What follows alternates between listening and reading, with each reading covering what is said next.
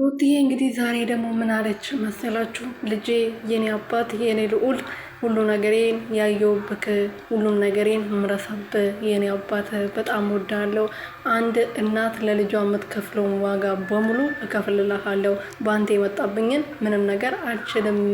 በአንተ ብዙ ነገር አይቻለሁ፣ ብዙ ጊዜ አልቅሻለሁ፣ ብዙ ጊዜ ተደስቻለሁ እና አንተ የኔ ንጉስ ነህ ብላለች። እንግዲህ በአንተ ምንም ቢመጣ መቋቋም አልችልም። ሌላ ነገር የመጣብኝን ነገር ልችል እችላለሁ።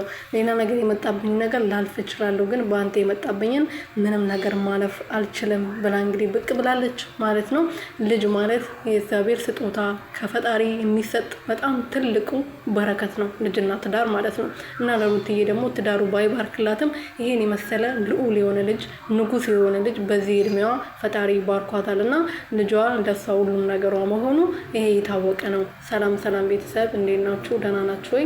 እኔ ያለው እግዚአብሔር ይመስገን። በያላችሁበት ሰላማችሁ ብዝት ትርፍርፍ ይበልልኝ። የኔ ውድና ወርቅ እንቁ የሆናችሁ ቤተሰቦቼ እንግዲህ ሩትዬ ደግሞ ዛሬ አዲስ ነገር ብቅ ብላለች። እንግዲህ ለልጇ ብዙ ጊዜ ተናርጋለች። ልጄን በሌላ ነገር ቀልድ ላቅ እችላለሁ፣ በሌላ ነገር ላልፍ እችላለሁ፣ በሌላ ነገር በምንም ብትመጡብኝ፣ በራሴ ራሱ ብትመጡብኝ ላልፍ እችላለሁ፣ በልጄ ግን በአንዱ ብሌኔ ማለፍ አልችልም ብላ ተናግራለች። እና አንድ እናት ለልጆቻቸው ወይም ደግሞ ለልጇ ሁሉም ነገር ነች።